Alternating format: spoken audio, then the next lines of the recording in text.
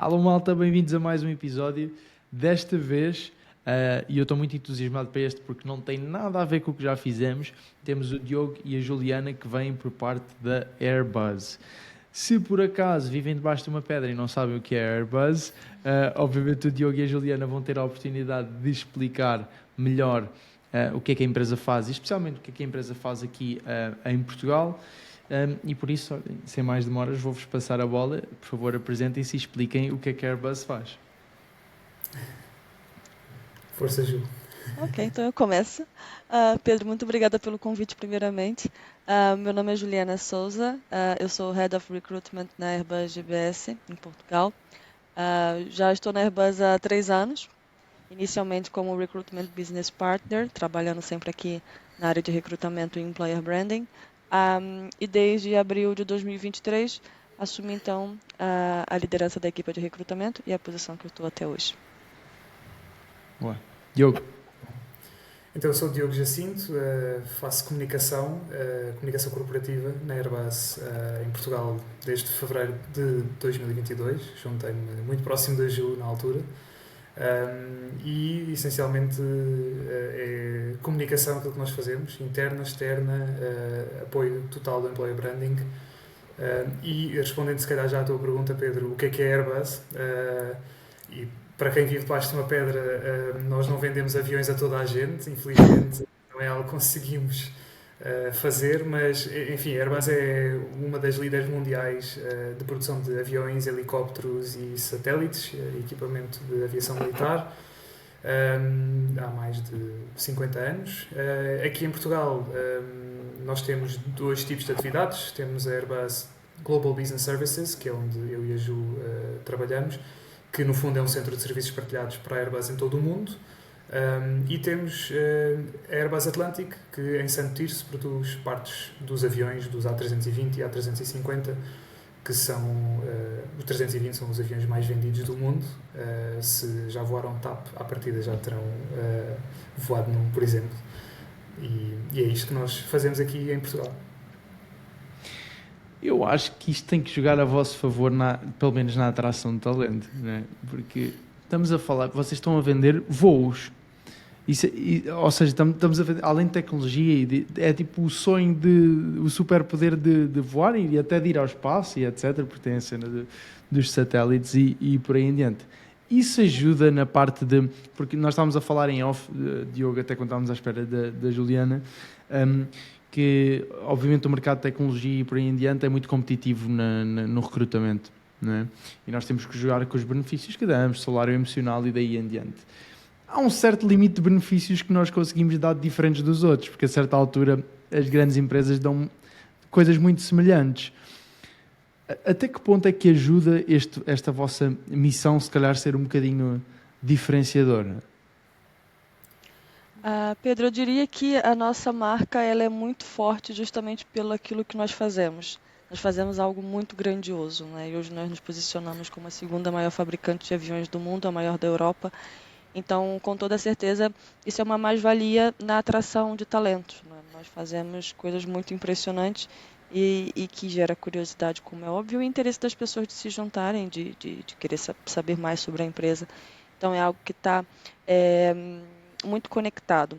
E não só a atração de talentos, mas também até a fidelização e retenção de talentos que nós temos, porque aquilo que nós fazemos gera um sentimento de orgulho nas nossas pessoas. Isso é algo que nós sentimos tanto aqui em Portugal, mas também a nível global. As pessoas têm orgulho daquilo que a Airbus faz, dos aviões, dos satélites, das missões que nós participamos. Então, é algo que gera esse sentimento de proud of what we are. Algo nesse sentido. Sim, e acrescentando só, é curioso que nós temos aqui dois tipos, ou dois grandes grupos de pessoas que se juntam à nossa empresa. Nós temos as pessoas que são completamente apaixonadas por aviação, que são os nossos engenheiros, que são pessoas que já ou têm na família pessoas que trabalharam em aviação e há esta paixão. E temos depois pessoas que não conhecem praticamente nada de aviação, que, lá está, se calhar voaram várias vezes e nunca olharam sequer para o fabricante do avião, que é algo comum, mas que, à medida que as pessoas vão Era o aprendendo um vosso bocadinho caso mais... quando entraram? Eu acho que isto estando a ser gravado, eu acho que não posso dar a minha rede social. Não, olha, sinceramente, eu acho que já tinha reparado nas marcas dos diferentes aviões, mas nunca tinha reparado bem nos diferentes modelos. Acho que é justo dizer isto desta forma, porque sei que não sou o único neste caso. Agora, aprende-se muito, e a partir do momento em que se entra nesta empresa, para além de, enfim, do nosso propósito corporativo, de todos os valores, etc., há uma coisa que é inexplicável, um fator inexplicável, que é o vírus da paixão pela aviação.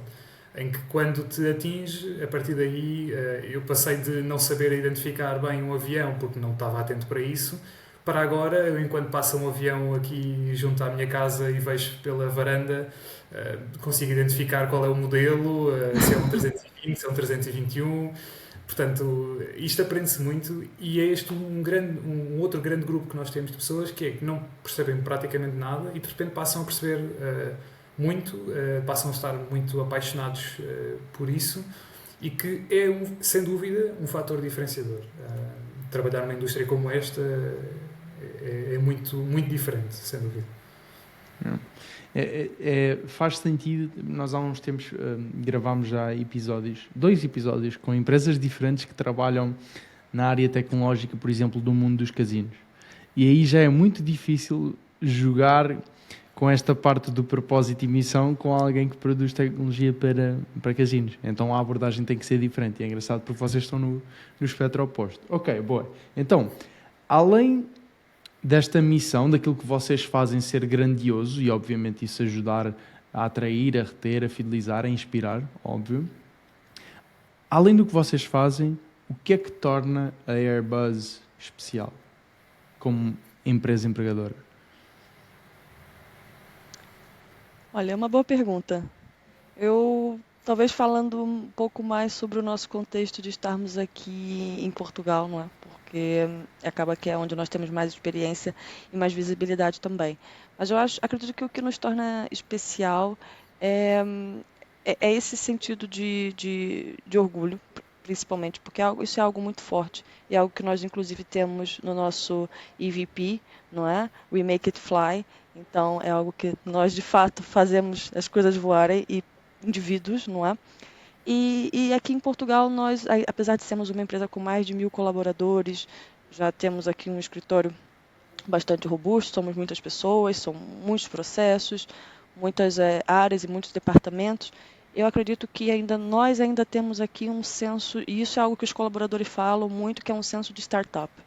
Apesar de já sermos mais de 1.000, 2 escritórios diferentes, né, em Lisboa e em Coimbra, nós ainda temos aqui um ambiente de startup, um ambiente como se fosse uma empresa menor do que de fato é, porque as pessoas se conhecem, as pessoas interagem, há muitas iniciativas que são feitas pelos colaboradores também, para os colaboradores. Então, é um pouco clichê dizer que é um ambiente familiar, mas eu acho que no fundo é isso que é, sabe? É esse ambiente de startup que ainda nós começamos muito pequeninos, não é? Eu e o Diogo, por exemplo, quando nos juntamos éramos 100 colaboradores, tinha acabado de completar 100 colaboradores. Então nós pegamos esse início, onde esse senso ele era ainda mais apurado. É claro que hoje, dada a nossa dimensão, fica às vezes um pouco mais difícil termos esse conhecimento uns com os outros, mas eu acho que isso é algo que ainda está no nosso ADN e que nós queremos levar conforme o nosso crescimento aqui nos próximos anos. Eu acho que é algo que nós podemos, de fato, levar e torna o nosso ambiente de trabalho e as nossas relações também muito especiais. E só acrescentando, porque esta noção que a Ju trouxe aqui de startup é muito interessante, porque nós, na prática, aqui em Portugal, e falando aqui principalmente sobre a Airbus GBS, Global Business Services, nós somos uma empresa que começou pequena, não é? Éramos 100 pessoas, que de repente toda a gente queria contribuir para o seu crescimento. Tivemos diferentes iniciativas criadas pelos nossos próprios colegas de forma autónoma para trazer este crescimento, para termos benefícios que não tínhamos. Como é que nós, enquanto pessoas que trabalhamos numa empresa como esta, que está em crescimento, como é que podemos trazer esse tipo de benefícios, e digo coisas muito simples como conseguir um desconto com o restaurante mais próximo ali do escritório, ou dar a conhecer as diferentes equipas, e houve muito esta sensação de vamos fazer crescer a empresa à medida em que ela vai crescendo também. De repente somos mais de 1000 e de repente a cultura é outra, ou seja, a cultura é outra, isto é, a cultura adapta-se ao crescimento. Muitas das pessoas que se juntaram a nós nesses primeiros 100, 200 pessoas que tinham essa cultura de startup mantêm-se, o que nos ajuda muito a manter esse mindset, por assim dizer. E mesmo à medida em que, enquanto uma empresa pequena dentro de uma empresa gigante, não é? Que é o que a Airbus é, mais de 140 mil pessoas em todo o mundo, e nós de repente somos 100 pessoas em Portugal que estamos aqui a criar isto, este mindset de vamos fazer as coisas do zero, vamos criar, vamos fazer crescer, foi sempre algo que esteve muito presente e está muito presente nas diferentes iniciativas que nós vemos as pessoas fazer. E lá está, isto liga um bocadinho aqui ao propósito da empresa, muito sobre a inovação, muito sobre um mindset de continuous improvement, melhoria contínua, que é algo que nós, não só mindset, mas também enquanto propósito de existência da Airbus GBS, passa muito por aí também, que é melhorar processos que nós temos internamente, a nível global. Tudo isto alinhado com pessoas que já estão predispostas a isto, juntando-se, percebendo e divulgando também que este é o mindset, nós vamos conseguir atrair o talento que tem esta forma de estar, esta forma de pensar, de forma muito natural. E eu acho que isso acaba por ser um bocadinho um dos nossos fatores de sucesso, tem sido esse, é conseguir atrair pessoas com mindsets semelhantes, ideias diferentes, mas mindsets semelhantes de crescimento e fazer a empresa crescer, no fundo. Ok. Ótima resposta de ambos. Eu acho que os dois tocaram na palavra, numa das palavras que acaba por ser mais comum neste tipo de conversas, que é a cultura. E por isso eu pergunto-vos como é que vocês descreveriam a cultura na Airbus, em Portugal, pelo menos? Sim, cultura é uma palavra que eu gosto muito porque, de facto, há muitas culturas dentro de uma só empresa, mas há uma cultura própria. Eu acho que nós vamos percebendo isso, e a cultura é maleável, vai evoluindo. E aquilo que dizia há pouco, nós quando começámos com 100 pessoas, tínhamos uma forma de estar diferente do que é agora com 1000 pessoas. Os desafios são outros, a empresa evoluiu, há processos que são mais complexos, que acaba sempre por ser algo que traz a diferença na cultura. Por outro lado, é aceitar que essa mudança existe. Eu acho que isso é um primeiro passo, e conseguirmos adaptar-nos a isso e dar o espaço às pessoas para também poderem trazer um bocadinho das suas próprias culturas e fazer das suas culturas também um bocadinho a nossa. É algo que nós dizemos sempre quando entra alguém novo na empresa, nós focamos muito nesta questão da cultura, que é isto é o que nós dizemos que é a cultura da empresa, mas vocês trazem a vossa e contribuam da forma que acham que conseguem. Seja com a participação em, não sei, um ERG, um Employee Resource Group, não é? Um grupo de colaboradores que de repente as pessoas têm paixão sobre plantas ou sobre crochê, como vimos já outros exemplos de outras empresas que também têm este tipo de iniciativas. Seja o tal propósito de eu quero melhorar este processo, eu quero trazer uma forma diferente de trabalhar, desafiar o cotidiano, o standard, para trazer aqui um bocadinho essa evolução. Não existe sempre, há desafios, mas acho que essa cultura vai-se criando e vai evoluindo, e nós temos de estar preparados para isso e abertos a isso. Não sei, Ju, se queres acrescentar também. Eu acho que é isso, é sobre cultura e culturas, não é? E só a única coisa que eu queria adicionar é o fato de que nós somos uma empresa super multicultural. Nós somos hoje cerca de 50 nacionalidades, aproximadamente isso, e com certeza contribui muito para ser quem nós somos, não é? Trazer essas diferentes perspectivas, vivências, experiências também. Tudo isso contribui para a nossa própria cultura, não é? Então, ter essas diferentes culturas também faz parte aqui desse processo. Claro, e é absolutamente normal a cultura numa empresa não ser igual com 100 pessoas versus com 1000, assim como não será igual com 10.000, não é? São coisas completamente diferentes e é normal que as pessoas que vão entrando moldem essa cultura empresarial também. Mas do lado que não é moldável, que eu acho que existe sempre tipo um ADN que não é ou não deveria ser moldável quando está vincado, eu pergunto-vos se existe algum valor ou alguma crença ou alguma forma de agir, algum non-negotiable na Airbus. Bom, é assim, quando nós muitas vezes olhamos para os valores de uma empresa, se nos identificamos com eles ou não, acho que isso também depende muito de cada um de nós. Mas, e a pergunta que fazes faz muito sentido, que é se há non-negotiables. E nós temos alguns non-negotiables que nos permitem também manter esta forma de estar enquanto, enfim, um colaborador desta empresa, mas também tentamos enquanto pessoas na sociedade. Acho que isso, acho que não somos, isto não é separado, acho que acabamos por ser um bocadinho dos dois. A nível cultural, e um dos valores que nós temos e que vemos como um dos fatores diferenciais é, sem dúvida, o respeito. Respeito por todos, que é um dos valores da própria empresa, mas esse respeito é algo que nos permite alcançar todo o resto. Se nós respeitarmos com quem trabalhamos, conseguimos alcançar e pedir essa ajuda à pessoa, a pessoa vai mais facilmente colaborar connosco. Liga então aqui à colaboração, ao trabalho de equipa. E claro que isso, sim, e também dou essa perspectiva minha pessoal, que tem muito a ver com isto, que é, quanto mais se respeita com quem nós trabalhamos, mais fácil é nós alcançarmos o que quer que seja. E acaba muito por também ser relacionado com algumas expected behaviors, no fundo, aquilo que nós esperamos que as pessoas também sejam numa empresa, ou que, em particular na Airbus, tenham este gosto por aquilo que nós fazemos. Não vamos conseguir com que toda a gente tenha exatamente o mesmo gosto, mas sabemos que o vírus é inevitável e acaba por nos atingir a todos de alguma maneira, mais que não seja algo que fica, uma paixão que perdura, mesmo quando a pessoa acaba por sair da empresa, naturalmente. Okay.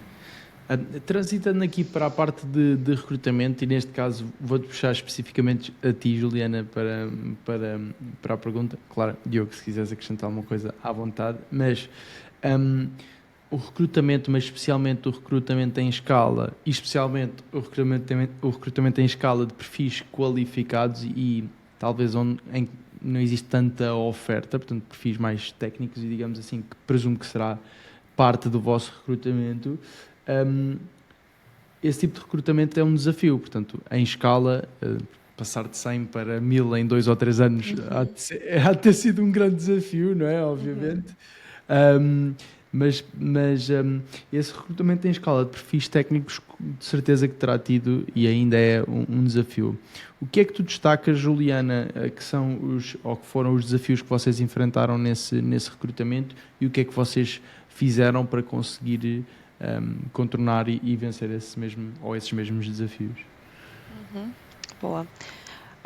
Sim, nós recrutamos em escala, não é? Em grande quantidade, crescemos aqui muito rapidamente em pouco tempo.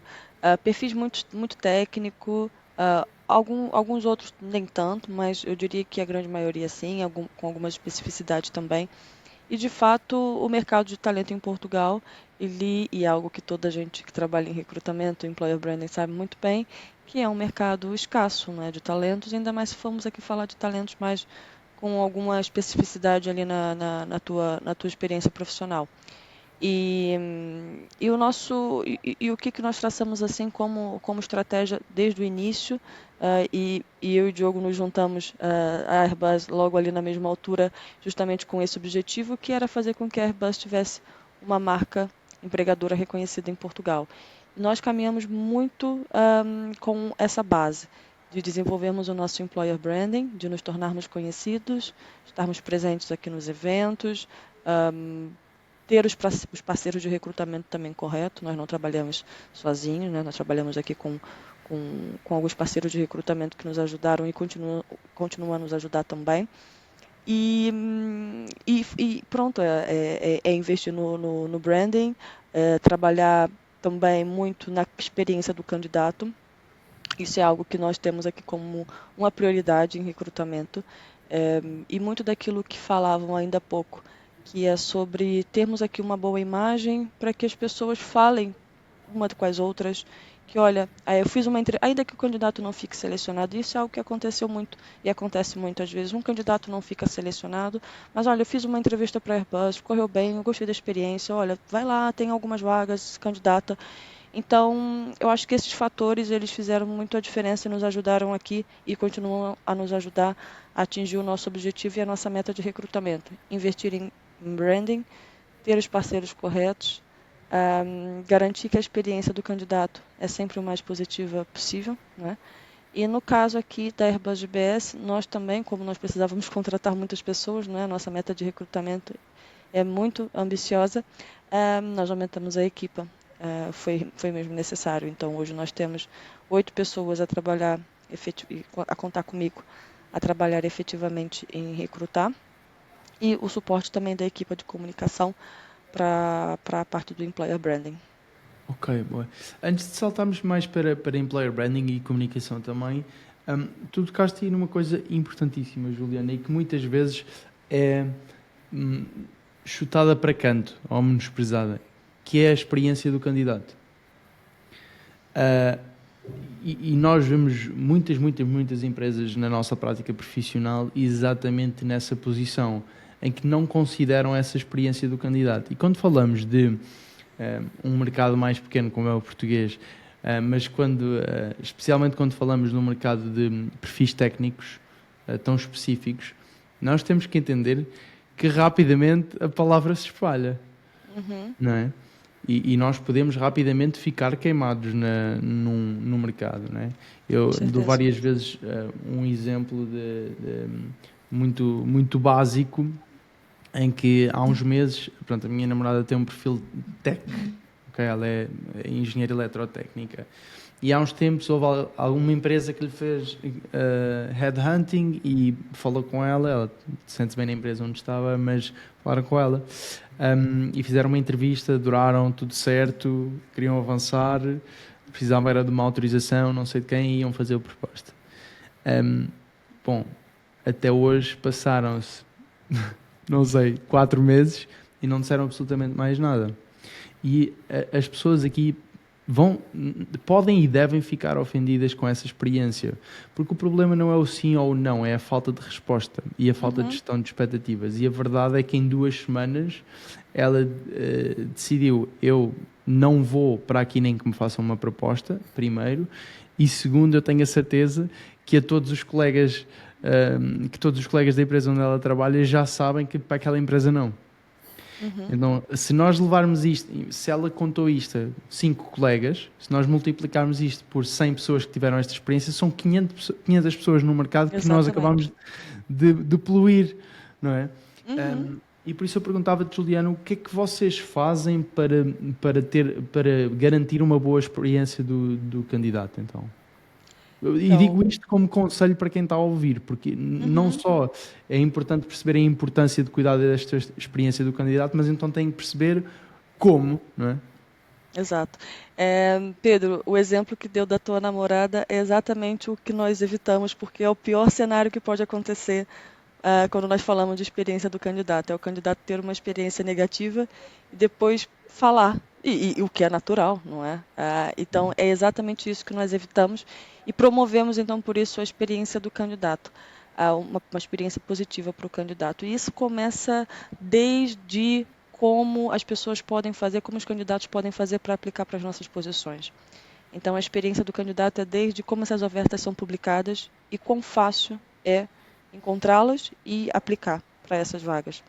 Então, a partir daí começa. Até mesmo detalhes como quão user-friendly a plataforma é, esses pequenos detalhes, do quão a job description está específica, enfim. Aí começa a experiência do candidato, porque muitas vezes as pessoas acham que a experiência do candidato é a partir do momento que uma recrutadora ou um recrutador contacta esse candidato. Não. A experiência do candidato começa realmente desde aquele momento que ele ou ela decide aplicar.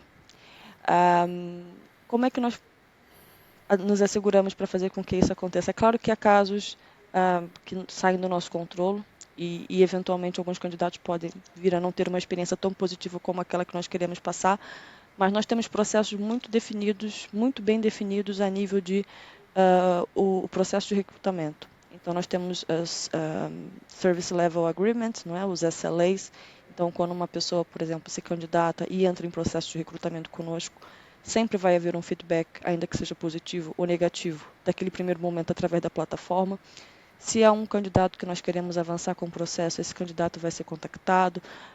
Nós levamos muito em consideração aqui, por exemplo, a disponibilidade de horário, que eu sei que algumas empresas só olham para a sua própria disponibilidade das suas pessoas e não olham para o candidato. E nós, como nós trabalhamos com perfis que geralmente já estão empregados, não são perfis que estão desempregados, nós sabemos que há aqui todas essas nuances, não é?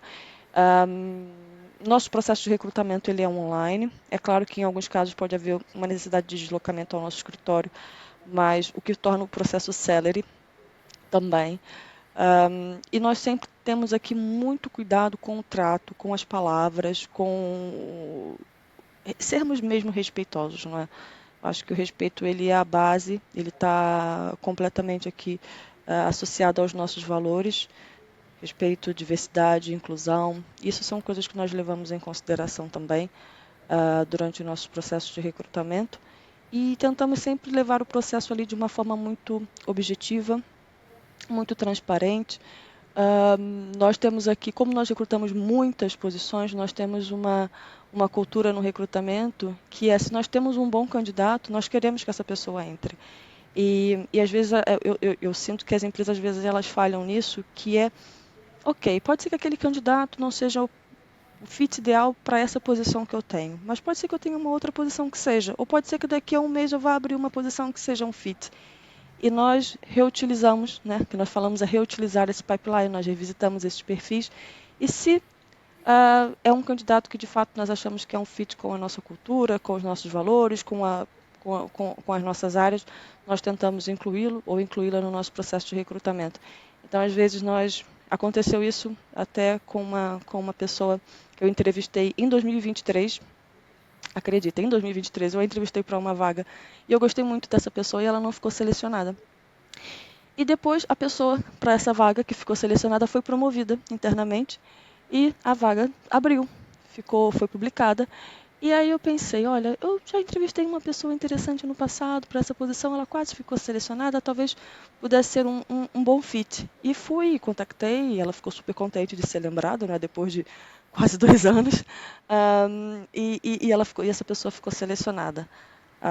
Então, tudo isso é sobre experiência, não é? É sobre pensarmos que talvez aquilo que você tem para oferecer agora a um candidato pode não ser um fit, mas eventualmente no futuro pode ser, ou pode ser para uma outra posição.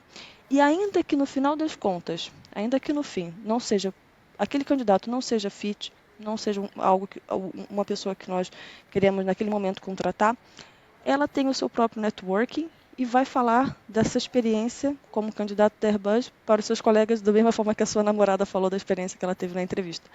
Então, está tudo muito conectado a promovermos uma boa experiência, para termos aqui a nossa marca reconhecida e continuarmos a recrutar e continuarmos a ser aqui uma empresa atrativa para os talentos que nós queremos contratar. Uau, perfeito. Diogo, virando aqui para a comunicação, eu sei que vocês sabem o quão incrível a Airbus é internamente, não é? Vocês estão aí todos os dias. Um dos grandes desafios que eu vejo as empresas encontrarem diariamente é exatamente conseguir transmitir isto que se passa cá dentro, lá para fora. E aqui entra toda a capacidade de comunicação externa, da qual tu és responsável, ou parcialmente responsável. Como é que vocês hoje, Diogo, estão a passar a essência da Airbus e tudo o que se passa aí dentro, cá para fora? Pergunta muito interessante, porque há dois tipos de resposta, talvez. Para já, uma é um bocadinho isto que a Ju estava aqui a partilhar, que é se nós temos uma boa experiência enquanto candidatos e eventualmente enquanto colaboradores e eventualmente enquanto pessoas que saiam da empresa, porque existe um ciclo, não é? É importante que não nos esqueçamos que isto também tem tudo, em todos estes momentos há um contacto com a cultura da empresa e também, no fundo, a cultura acaba também por ser, e voltando só aqui um bocadinho à pergunta anterior sobre a cultura, mas a cultura muitas vezes acaba por ser também aquilo que nós também vamos depois contar aos nossos amigos e familiares. E eu gosto muito desta noção, porque acho que tem muito a ver com isto. A partir do momento em que nós temos 1000 pessoas a trabalhar connosco, nós já não dependemos só de nós para partilhar o que é trabalhar na empresa, não é? E nós, digo, recrutamento, employer branding, comunicação, recursos humanos, parte corporativa. Dependemos da experiência de cada colega, de cada colaborador, de cada candidato, de cada pessoa que já saiu da empresa. Dependemos muito disso e acho que temos alguma sorte, claro que a sorte dá trabalho, mas temos alguma sorte também na forma como nós temos gerido esses temas, que são uma fonte muito grande da nossa comunicação, principalmente no LinkedIn, quando as pessoas celebram um aniversário, 2 aniversários, 3 aniversários, ou seja, este tipo de momentos de celebração as pessoas gostam de partilhar e que eu acho que isso nos ajuda bastante, são os nossos, entre aspas, embaixadores daquilo que é a nossa cultura. Claro que aí o trabalho é mínimo. Na prática, não há uma estratégia de comunicação, não há uma estratégia de employer branding por trás disso. É um benefício que nós temos. Depois existe então a questão da estratégia e de como é que nós queremos posicionar a marca enquanto empregadora a nível externo. Obviamente, a participação em conferências, em diferentes fóruns, nós conhecemos através da Conferência de Talent de Portugal da Employer Branding, mas existem outros fóruns onde nós procuramos estar, que muitas vezes não são se calhar os fóruns mais óbvios e se calhar podem ser revistos de uma forma se calhar mais estratégica. Por outro lado, têm sempre uma grande vantagem que é, enfim, a visibilidade, que é importante, falar sobre isso, que é importante, e no final de contas é sempre também difícil, e se calhar aqui para agilizar melhor, mas é difícil nós também identificarmos ou atingirmos todos os públicos-alvos que nós temos, porque lá está, temos aquelas pessoas que não percebem nada de aviação e que se juntam à empresa, e temos as pessoas que adoram aviação e que querem muito trabalhar, inclusive é o sonho delas trabalhar na Airbus, e temos muito isso. A Ju, que vai a muitas das férias de emprego, encontra muitas pessoas deste género. E portanto, como é que se comunica para estes dois, entre aspas, dois tipos de público? É sempre diferente. Coisas que nós fazemos e que, na verdade, funcionam, ainda hoje funcionam muito, é os comunicados de imprensa sobre aquilo que a empresa faz para atingir um número maior de pessoas e, no caso, particularmente quando é para recrutar, porque, falando em particular do crescimento da empresa, um comunicado de imprensa que nós fizemos, um exemplo, em 2022, quando chegámos a Portugal, e dissemos, bom, nós temos que recrutar, as pessoas têm que saber que a Airbus existe em Portugal. Fizemos um comunicado de imprensa e atingimos 2 milhões de pessoas. Aumentámos imenso o número de candidaturas. Daí para a frente, enfim, se calhar já não é exatamente a mesma estratégia, porque depois deixa de ser notícia. Há aqui um desafio grande nesse sentido, mas que nós temos a sorte de ter os nossos colegas que partilham muito externamente sobre a sua experiência. E depois nós posicionamos em diferentes fóruns, em diferentes momentos, para também irmos falando um bocadinho sobre isso. Ok, perfeito. Há alguma... O mundo muda, não é? E muitas vezes as empresas ou o tecido empresarial têm que se adaptar a isso também. Nós hoje começamos a ver progressivamente uma nova geração entrar no mercado de trabalho. Há alguma tendência de mudança que vocês tenham visto nos últimos tempos? E quando digo últimos tempos, pode ser nos últimos 12 meses, 24 meses, 48 meses, daí em diante. Mas há alguma tendência que vocês tenham identificado nos últimos tempos na forma como as pessoas trabalham e naquilo que eles valorizam, eles ou elas valorizam no local de trabalho, que vocês considerem relevante para este mundo da atração e retenção de talento e employer branding? Sim, inclusive ontem eu estive num evento que falava exatamente sobre isso, então está bem fresh na minha Boa. cabeça. Mas sim, eu acho que até mesmo a nível geracional, as gerações elas esperam coisas diferentes, elas têm ali expectativas diferentes e até forma de trabalhar diferente também. Em relação à valorização, o que eu vejo e aqui é, não só nessa nova geração, mas muito presente na nova geração, a geração Z, a Gen Z, mas eu vejo até em gerações passadas, na minha, millennials e outras também que vieram, que hoje valoriza-se muito. É claro que o valor dinheiro, o salário, não é? O benefício financeiro, ele é muito, ele sempre será muito importante, porque no final do dia nós trabalhamos para pagar nossas contas, não é? Mas hoje há uma valorização muito grande do work-life balance, do well-being. E, hum, e muitas das vezes, quando as as pessoas são perguntadas o que mais valoriza numa empresa, o que acha de mais atrativo numa empresa, é mesmo quão comprometida ela está com o bem-estar dos seus colaboradores e com o equilíbrio entre o trabalho e a vida pessoal, não é?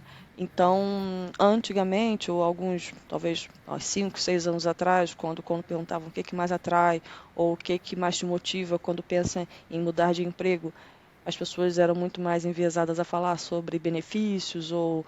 ou salários, não é? E hoje em dia vê-se muito essa tendência para o well-being e o work-life balance. Eu acho que isso talvez seja a maior diferença que eu vejo. Não sei, Diogo, se você tem uma percepção diferente, mas do meu lado eu acho que isso que é o que mais me chama a atenção.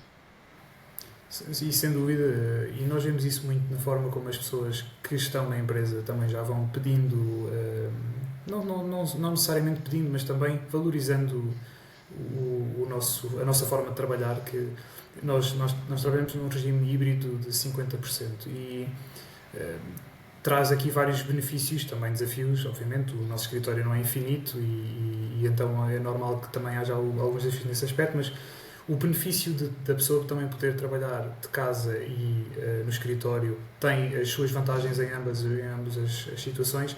O bem-estar faz parte, ou seja, isso faz parte do bem-estar da nossa jornada enquanto trabalhador, não é? No fundo, isso tudo tem o seu peso. A flexibilidade, a nossa possibilidade de gerir quando é que precisamos de começar a trabalhar e quando é que precisamos de sair mais cedo e como é que podemos compensar um bocadinho esses dias em que temos que sair um bocadinho mais cedo, no dia a seguir começamos um bocadinho mais tarde. Flexibilidade eu acho que é uma coisa que é muito valorizada hoje em dia, não só nesta nova geração, mas também nas gerações anteriores que percebem cada vez mais o benefício Uhum. que é ter um trabalho híbrido, ter a possibilidade de também fazer trabalho em casa e isso foi uma evolução muito útil, eu acho, no nosso mercado de trabalho e que cada vez mais é mais valorizado, sem dúvida. Yeah. Nós dividimos muito, no nosso caso, um, a remuneração em dois, não é? No salário financeiro e no salário emocional. Isto depois depende da definição de cada um. Nós pomos no salário emocional tudo aquilo que alguém recebe por parte da empresa sem ser o dinheiro. Okay? Portanto, para nós salário emocional não é só a parte do ambiente, não é só a parte de benefícios, é também a parte de progressão de carreira, é também a parte da flexibilidade, portanto, tudo o que o colaborador recebe além da parte financeira. E nós vemos cada vez mais este peso mais dado ao salário emocional. O salário financeiro Uhum. tem sempre muito peso, sempre, Claro. sempre, sempre, sempre. Mas especialmente em gerações mais jovens, nós vemos a balança a equilibrar um bocadinho mais. E Uhum. aqui entra a verdadeira importância de nós entendermos então o que é que as pessoas que nós queremos atrair e reter valorizam. Porque o salário emocional pode ser mil coisas diferentes, não é? O exemplo que nós damos sempre é, pá, tudo bem, nós podemos estar cheios de boas intenções, querer dar qualidade e salário emocional e work-life balance e tudo aos nossos colaboradores. Se nós escolhemos dar-lhes bananas de manhã todos os dias para que eles possam ter esse benefício e eles depois gostam é de maçãs, o que estamos a fazer não tem impacto nenhum. Ou, na verdade, até pode ter impacto negativo porque as pessoas não se sentem ouvidas. Então aqui entra toda a importância de, sim, há o reconhecimento de que há um maior peso do lado do salário emocional e eu posso jogar com isso e devo jogar com isso, porque as pessoas procuram isso, work-life balance e etc. Mas eu tenho que entender especificamente o que é que o meu talent target valoriza. Que é para ser o mais eficiente possível. Se eles valorizam flexibilidade, eu tenho de encontrar formas de dar flexibilidade. Se eles valorizam a parte social, eu tenho que arranjar forma de eles ter uma bolha social no trabalho mais forte. Ou se eles valorizam bananas, dá-lhes bananas também de manhã.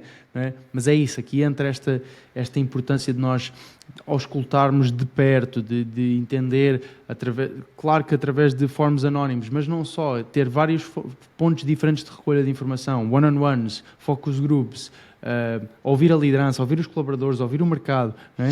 Ter vários pontos de extração de informação diferentes para que nós possamos então jogar com isso a favor da organização que representamos, claro. Ok. De que forma é que a Airbus hoje incentiva o crescimento e o desenvolvimento dos seus colaboradores dentro da empresa? Ok, eu posso responder essa. Então, Pedro, nós temos, acaba que esse era um outro tema também que é muito valorizado ainda mais nos últimos anos, né? A career development, as possibilidades de desenvolvimento de carreira. Inclusive, é algo que durante as entrevistas diria que pelo menos a metade dos candidatos entrevistados eles colocam essa pergunta aos hiring managers. Qual é aqui o career path dessa posição? Quais são as possibilidades que eu tenho? Quanto tempo eu tenho para até me desenvolver e estar numa nova posição? Então, isso é algo que de fato tem sido muito valorizado. Uma vez que aqui na Airbus GBS nós continuamos em fase de crescimento, temos aqui um ramp-up ainda a ser construído, nós promovemos muito a mobilidade interna. Ou seja, né, nós temos as posições de recrutamento em aberto e as pessoas elas têm total liberdade. É claro que há ali uma política de recrutamento interno, né? Nós precisamos que a pessoa fique um determinado tempo na sua própria posição para poder se desenvolver e aprender, mas os nossos colaboradores eles são mais do que bem-vindos a se candidatarem a essas posições e passarem por esse processo de recrutamento também como uma forma de desenvolvimento, não é? Ou seja, as pessoas se candidatam muitas das vezes para posições acima, uma posição de team leader para um crescimento mais vertical, mas o que nós temos muito também são crescimentos horizontais, não é? As pessoas fazem coisas mais específicas do que aquilo que elas fazem atualmente, ou algo um pouco mais estratégico. E isso é algo que o recrutamento interno, com certeza, ele é uma chave para nós retermos as pessoas e fidelizarmos também. Inclusive, eu sou um exemplo de recrutamento interno, não é? Mas o que nós dizemos aqui na Airbus e é algo que nós promovemos também, né? Há muitas sessões de esclarecimento, há muitas sessões de como definir um career path, programas de job shadowing, enfim. Há várias iniciativas presentes para que as pessoas elas também sejam expostas a novas possibilidades, para que elas também consigam saber aquilo que elas querem. Porque o que nós promovemos na Airbus é que os indivíduos, as pessoas, elas são responsáveis pelos seus próprios crescimentos. Okay? Então, eu sou responsável pelo meu desenvolvimento, o Diogo é responsável pelo desenvolvimento dele. É claro que nós vamos ter sempre aqui o apoio da nossa manager, para também nos orientar e nos guiar, mas nós somos os principais atores do nosso crescimento e é isso que nós promovemos. Então, nós damos as ferramentas, ok? Nós apresentamos vários tipos de sessões, várias iniciativas, vários documentos que as pessoas podem ter acesso, podem participar, mas no fim do dia, as próprias pessoas que são responsáveis pelo seu desenvolvimento, tentar, ok, qual é a área que eu quero me desenvolver, quais são as skills que eu preciso eventualmente aprender para uma posição que eu queira exercer no futuro. Então, nós colocamos sempre os colaboradores como os grandes atores do seu próprio crescimento, mas é claro, com o suporte, né, da nossa equipe de People and Culture, que é muito importante, e dos seus próprios team leaders também. Qual é que é o papel e a importância que os vossos líderes dentro da organização, seja mid-level, seja mais acima, qual é o papel que eles têm para a manutenção e esta perpetuação daquilo que é a cultura, os valores e, no fundo, este mindset de crescimento na Airbus? Sim, o papel é crucial em qualquer momento, em qualquer fase enfim, da evolução da pessoa e da evolução da organização também.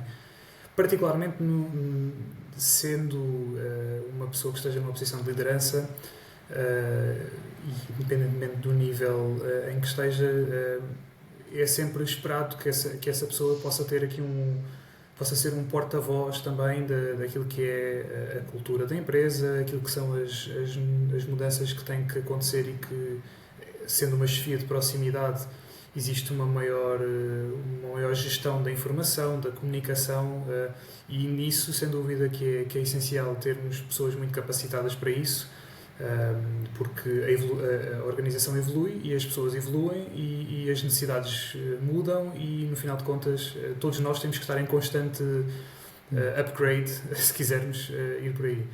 E, claro,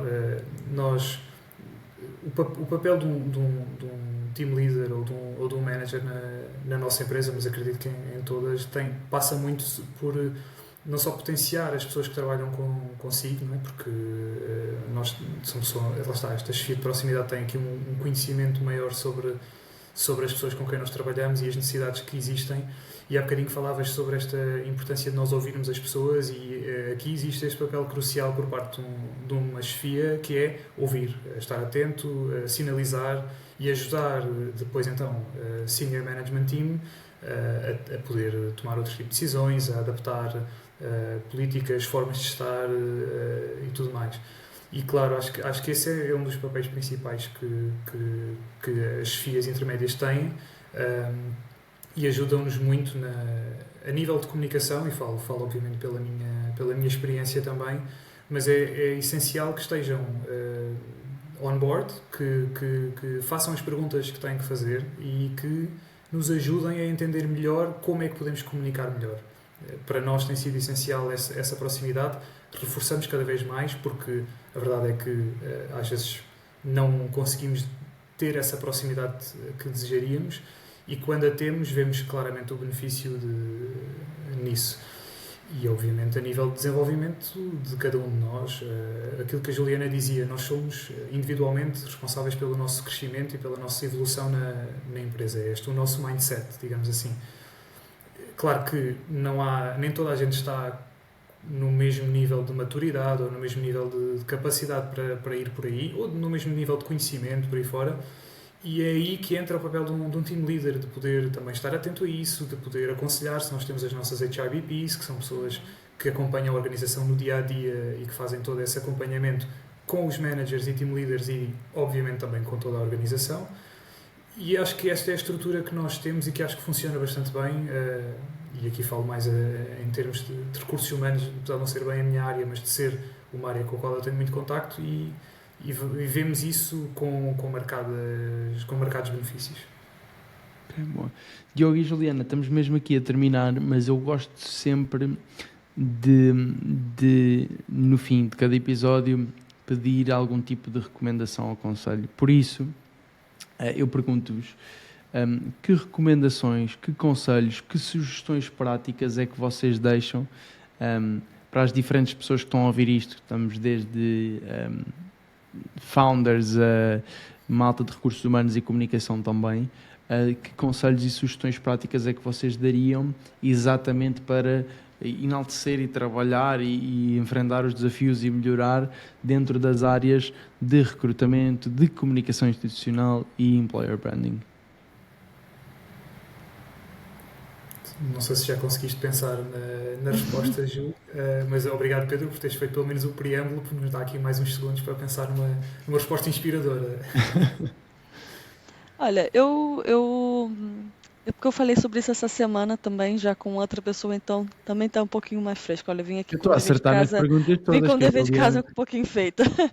Mas essa semana eu tive uma conversa também com uma colega que trabalha em outra empresa, mas também trabalha na área de recursos humanos. E nós falávamos que o quão importante é para as empresas e para as organizações colocarem pessoas no centro das suas decisões. Acaba que hoje em dia algumas empresas, algumas organizações, grandes e pequenas, diferentes indústrias, elas voltam muito a processos, muito a operações, e esquecem que no fim do dia o trabalho ele é feito por pessoas e são para essas pessoas que nós trabalhamos, não é? Então, a minha dica parece ser um pouco genérica, mas ela se encaixa bem. Quando pensarmos em decisões, principalmente decisões a serem tomadas a nível de recursos humanos, employer branding, comunicação, pensarmos nesses temas com pessoas no centro do assunto e do tema, porque é por elas que nós trabalhamos e são elas que fazem com que a empresa e a organização funcione. Então, seria sobre isso. Difícil complementar, porque concordo totalmente, acho que isso é mesmo muito importante. A nível de comunicação, e se calhar focando mais por aí, a experiência tem-me dito que não há um one size fits all para nada. Mas em particular em comunicação, e nós precisamos de personalizar cada vez mais as nossas mensagens, de personalizar a experiência que queremos transmitir através da comunicação, e isso, lá está, há bocadinho perguntavas, Pedro, comunicação, o que é que nós fazemos para fazer da Airbus ser conhecida. E nós decidimos ir por um comunicado de imprensa que foi um one size fits all, na verdade, não fizemos uma segmentação, mas depois existem as oportunidades de fazer essa segmentação, e é importante personalizar. Personalização é importantíssimo, seja a mensagem, seja o canal, seja o público-alvo, tudo isso tem um peso diferente. E no fundo, a minha recomendação é um bocadinho esta, de que não há um one size fits all, e que temos mesmo que estar atentos, ouvindo as pessoas, percebendo o que é que as pessoas precisam e adaptando. Boa, perfeito. Juliana, Diogo, obrigado por terem participado. Obrigado à Airbus, obviamente. Acho que o trabalho que vocês estão a fazer é espetacular. Eu sou um daqueles que estaria fascinado, obviamente, a trabalhar na Airbus, caso fosse a minha situação. Mais uma vez, parabéns por aquilo que estão a fazer, e continuem. Tenho a certeza que o pessoal que ouviu isto gostou muito deste episódio, certeza absoluta, e que absorveu a vossa abordagem muito people-centric, e espero que tenham aprendido com isso também. Muito obrigada pela oportunidade, Pedro. Não, era essa. Obrigado.